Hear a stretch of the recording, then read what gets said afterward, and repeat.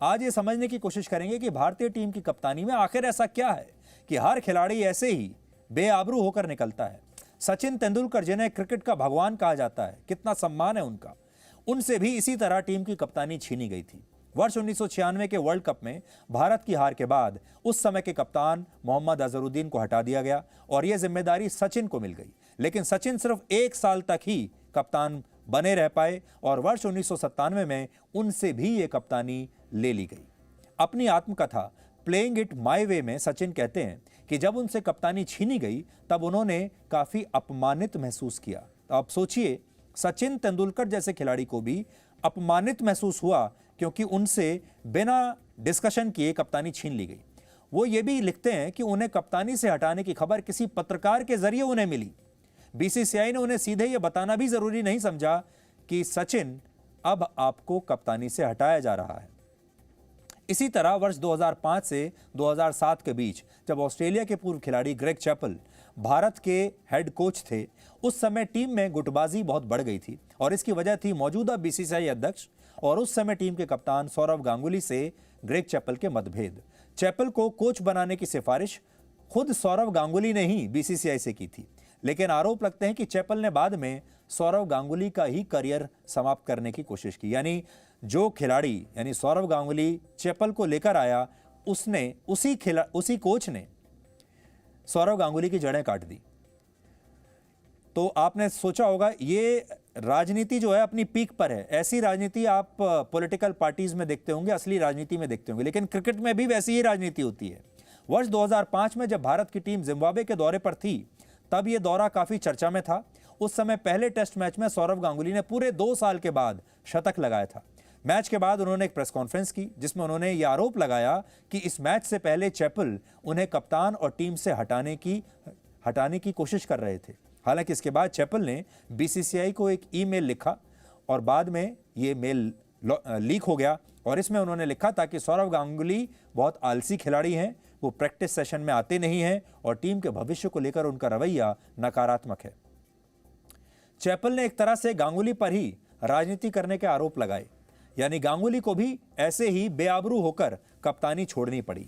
तो जो गांगुली एक जमाने में खुद इसी तरह से कप्तानी जिन्हें छोड़नी पड़ी थी, आज उनके राज में विराट कोहली के साथ भी वही हो रहा है जो गांगुली के साथ हुआ था। या आप ये कह लीजिए, जैसे हम कहते हैं ना कि सास भी कभी बहू थी, तो यहां पर भी वैसा ही है। जो गांगुली के साथ हुआ, गांगुली ने भी वैसा ही काम विराट कोहली के साथ कर दिया।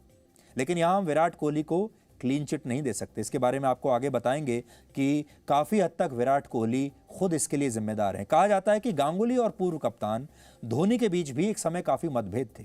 धोनी को कप्तानी मिलने के बाद टीम के 4 बड़े सीनियर खिलाड़ियों को हटाने की बात सामने आई थी। इन्हें उस जमाने में बिग 4 कहा जाता था और ये खिलाड़ी थे सचिन, राहुल द्रविड़, सौरव गांगुली और वीवीएस लक्ष्मण। 2008 में जब गांगुली ने अंतर्राष्ट्रीय क्रिकेट से संन्यास लिया, तब उन्होंने एक इंटरव्यू में धोनी पर कटाक्ष किया था। उन्होंने कहा था कि जो खिलाड़ी रन बनाते हैं उन्हें तो बीसीसीआई महत्व नहीं देता, लेकिन जो खिलाड़ी सिर्फ अपने हेयर स्टाइल को बदलते रहते हैं उन्हें बार बार मौके दिए जाते हैं। हेयर स्टाइल से उनका मतलब धोनी से था, क्योंकि तब धोनी के हेयर स्टाइल की काफ़ी चर्चा होती थी और वो हर टूर्नामेंट में अपना हेयर स्टाइल बदलते थे।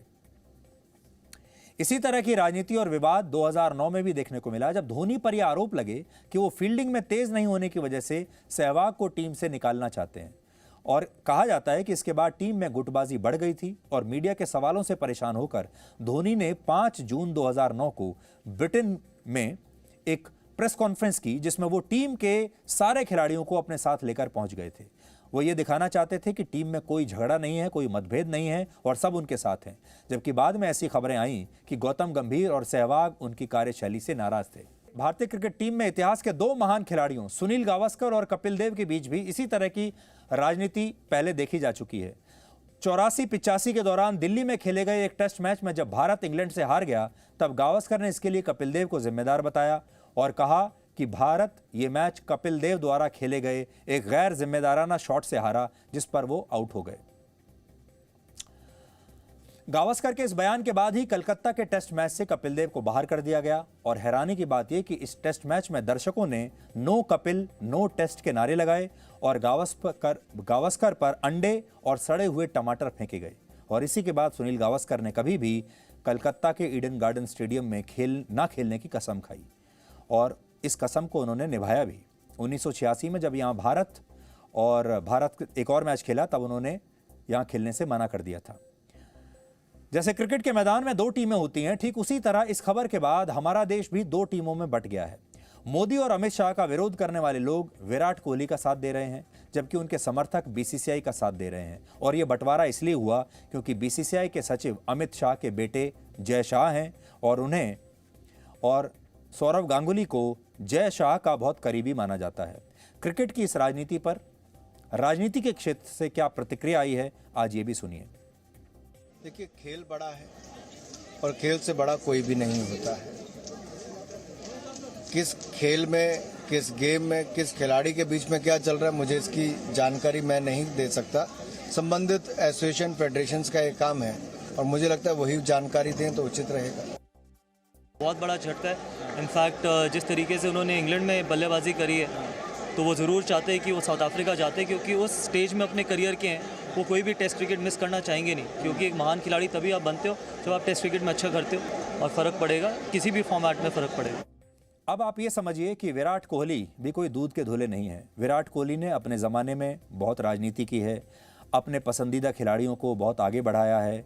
बहुत सारे ऐसे प्रतिभाशाली खिलाड़ी हैं जिन्हें उन्होंने आगे नहीं बढ़ने दिया। और आपने देखा होगा विराट कोहली के समय में एक बहुत ख़ास बात देखने को मिलती थी, वो ये कि टीम में लगातार बदलाव होते थे। टीम में कोई स्थिरता दिखती नहीं थी, कोई स्टेबिलिटी नहीं थी। खिलाड़ी आते थे और जाते थे और कुछ समझ में नहीं आता था कि कौन खेलेगा कौन नहीं खेलेगा। उदाहरण के तौर पर जब इस बार हम T20 का वर्ल्ड कप खेलने के लिए गए तो शिखर धवन को हटा दिया गया, जबकि शिखर धवन एक बहुत शानदार खिलाड़ी हैं, उसकी भी बड़ी आलोचना हुई थी। और विराट कोहली के समय में कौन खिलाड़ी खेल रहा है और कौन बाहर बैठा है, इसके पीछे कोई लॉजिक नहीं होता था, सिर्फ पसंद और नापसंद। विराट कोहली को क्या पसंद है और रवि शास्त्री को क्या पसंद है, ये दोनों मिलकर तय किया करते थे कि कौन खेलेगा कौन नहीं खेलेगा, जिसकी वजह से जो खिलाड़ी थे वो बहुत इनसिक्योर हो गए और उन्हें कभी भी टीम में कोई स्थायित्व नहीं मिला।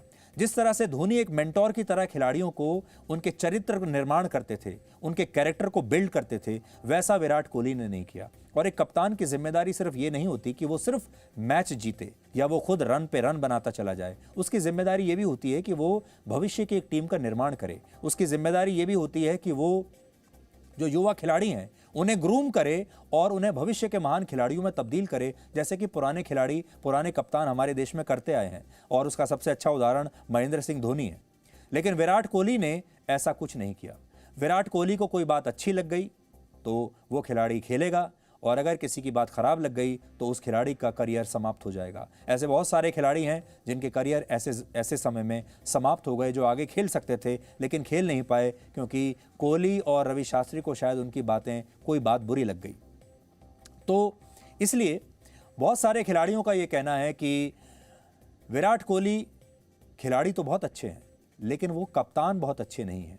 और रोहित शर्मा के लिए लोग जो खिलाड़ी हैं वो ये कहते हैं कि रोहित शर्मा खिलाड़ी भी अच्छे हैं लेकिन इंसान भी बहुत अच्छे हैं, राजनीति नहीं करते हैं, अपने खिलाड़ियों का मनोबल बढ़ाते हैं। और रोहित शर्मा एक बार उन्होंने अपनी एक प्रेस कॉन्फ्रेंस की थी और उस प्रेस कॉन्फ्रेंस में रोहित शर्मा ने ये कहा था उस प्रेस कॉन्फ्रेंस के दौरान कि जब वो आगे चलकर कप्तान बनेंगे तो उनकी कोशिश होगी कि टीम का हर खिलाड़ी सुरक्षित महसूस करे, सिक्योर महसूस करे। उसे ये भरोसा दिलाना बहुत ज़रूरी है कि आज वो टीम में आया है तो उसे मौके दिए जाएंगे और अगर वो 1-2 मौक़ों में फेल भी हो गया, 1-2 मैचों में नहीं भी चला तो भी घबराने की ज़रूरत नहीं है, उसे आगे भी लगातार मौके दिए जाएंगे। तो ये रोहित शर्मा का जो अप्रोच है वो विराट कोहली के अप्रोच से बिल्कुल अलग है। अब बात आती है इस बात की कि विराट कोहली ने आज ऐसा क्यों किया कि वो खुल के सबके सामने आ गए और उन्होंने खुलकर बीसीसीआई को अपना निशाना बना दिया। इसके पीछे एक सोच ये हो सकती है कि अब विराट कोहली या तो बहुत परेशान हो चुके हैं, उन्हें बीसीसीआई से जो अपमान मिला है वो उन्हें अच्छा नहीं लगा। उन्हें करीब से जानने वाले लोग ये कहते हैं कि विराट कोहली के अंदर ईगो बहुत है, वो अपना अपमान किसी भी तरह से सह नहीं सकते और अपने गुस्से पर काबू नहीं रख पाते। मैदान में भी आपने कई बार देखा होगा विराट कोहली अपना आपा खो देते हैं, गुस्सा उन्हें आ जाता है और इसीलिए विराट कोहली ने कोई समय बर्बाद नहीं किया रिएक्ट करने के लिए। इससे पहले के जो कप्तान होते थे, जब वो हटते थे तो वो ऐसा प्रेस कॉन्फ्रेंस करके कभी रिएक्ट नहीं करते थे। इसलिए ये नई बात है कि विराट कोहली ने खुलकर बीसीसीआई के खिलाफ एक मोर्चा खोल दिया है। दूसरी बात यह है कि विराट कोहली ने he has set the record straight, और उन्होंने बताया है कि उन्होंने क्या कहा है और क्या नहीं कहा है, ताकि जो अफवाहें उनके बारे में कही जा रही थी, जो अखबारों में अफवाहें चल रही हैं, जैसे ये भी एक अफवाह चल रही थी कि उन्हें वो साउथ अफ्रीका में वनडे मैच नहीं खेलना चाहते, वनडे सीरीज़ नहीं खेलना चाहते, तो ये भी एक बड़ी बात है जो कि वो चाहते थे कि इस बात का वो स्पष्टीकरण दे सकें। तो आज दिन भर विराट कोहली के इस बयान की चर्चा हो रही है, और अब ये जो राजनीति है बीसीसीआई की, ये और आगे बढ़ेगी। अब उम्मीद ये की जा रही है कि बीसीसीआई भी हो सकता है एक और प्रेस कॉन्फ्रेंस करे, या बीसीसीआई कोई बयान जारी करेगा जिसमें वो बताएगा कि विराट कोहली ने कौन सी बातें सच कही हैं और कौन सी बातें उन्होंने झूठ कही हैं।